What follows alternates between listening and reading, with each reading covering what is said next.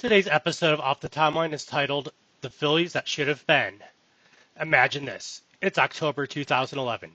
Citizens Bank Park is packed, towels waving. The four aces lined up in the dugout like a row of aces. Roy Halladay, Cliff Lee, Cole Hamels, and Roy Oswalt. The Avengers of pitching. Chase Utley still ripping doubles in the gap. Ryan Howard hasn't blown out his Achilles. And Jimmy Rollins is strutting around shortstop like he owns the joint. Now imagine instead of fizzling out in the NLDS against St. Louis, these Phillies win again, and not just once. What if the 2008-2011 Phillies, the best roster in baseball on paper, actually cashed in like the 1990s Yankees or 1970s Reds?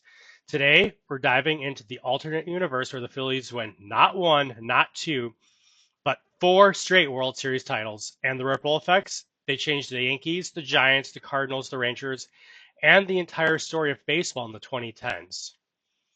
First, let's set the scene. The Phillies were already loaded when they won it all in 2008. Cole Hamels had his coming out party. Ryan Howard was launching baseballs to the moon. And Chase Utley was the quiet superstar who basically invented StatCast WAR before StatCast even existed. But the Phillies didn't stop there. They got Roy Halladay, who threw a perfect game and a playoff no-hitter in the same season.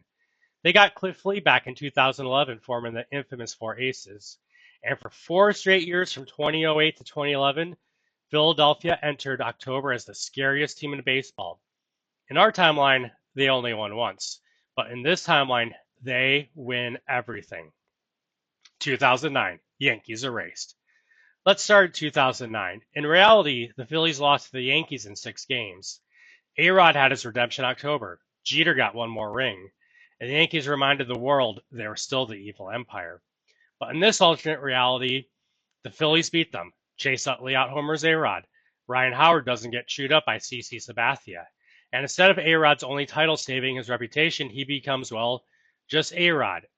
A-Rod the stat monster who never won when it mattered. Think about it. No 2009 Yankees parade. No final storybook chapter for Jeter. And the Yankees drought still running since 2000. A multi-decade gap where they spend billions and have nothing to show for it. Meanwhile, Phillies, back-to-back champs. 2010, Giants never spark a dynasty. Now it's 2010. In real life, the Giants rode Tim Lincecum, Matt Cain, and Madison Bumgarner to their first title in San Francisco, kicking off the whole even-year Magic dynasty. Not here. Here, the Phillies sneak past San Francisco in the NLCS and the World Series against the Texas Rangers. Forget about it. Halladay versus Cliff Lee on the other side is a heavyweight fight, but Philly takes it in 6. That means no even-year Giants dynasty, no 2010, 12, nor 14. The Giants become a fun playoff team, but not a legend. Mad Bum never becomes a Paul Bunyan of October. Bruce Bochy is still a really good manager, but not Cooperstown bound. And the Rangers, instead of being one strike away from glory, they're just a poor team that got steamrolled by Philly twice in a row. At this point, the Phillies are three-peating. They're the Big Red Machine. They're the late 90s Yankees. They are baseball. 2011. The Four Aces deliver. In reality, the Cardinals pulled off one of the most ridiculous runs in playoff history.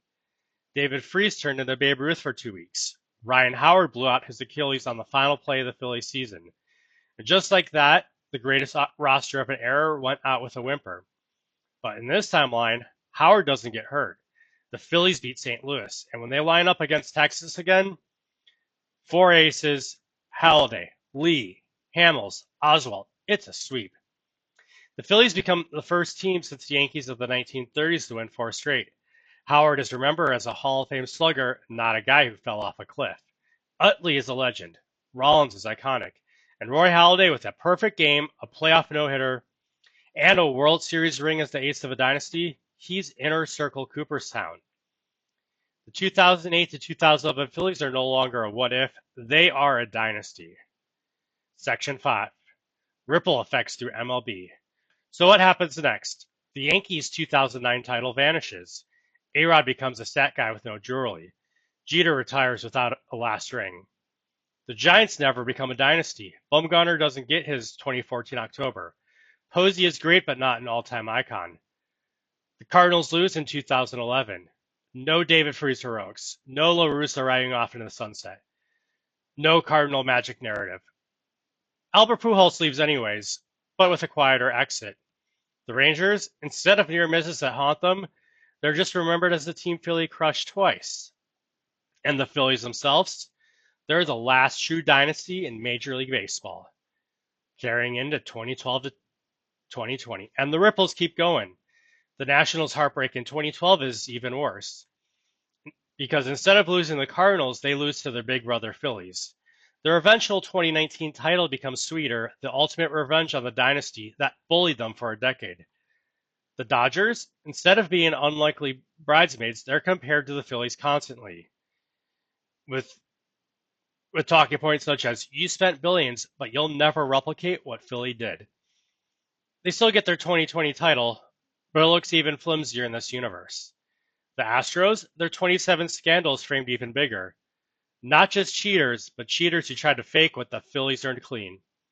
And the Cubs still win in 2016, but instead of being the first National League dynasty since forever, they're just a team that briefly broke through after Phillies' run. By 2020, the Phillies are remembered as the measuring stick, the ghost haunting everyone. Here's the thing. In real life, the Phillies gave us core moments. Utley's homer, Halladay's no-hitter, Rollins' swagger. But they only gave us one ring. Injuries, randomness, and timing cut their dynasty short. In this alternate world, though, they're the team of the 21st century. 4 straight titles, Hall of Famers across the roster, a dynasty that rewrote baseball history. And honestly, that feels right. Because if you watch those Phillies teams, if you saw the 4 aces line up, or Utley crush fastballs like he disliked the ball personally, or Howard's swing that could tear the cover off the thing, you know they should have been remembered that way. Instead, we're left with a dynasty that never was. So here's my question for you. If the Phillies had won more than one title, whose legacy changes the most? A-Rod, Bumgarner, Halladay, or maybe Ryan Howard, who could have gone from forgotten slugger to Hall of Fame lock?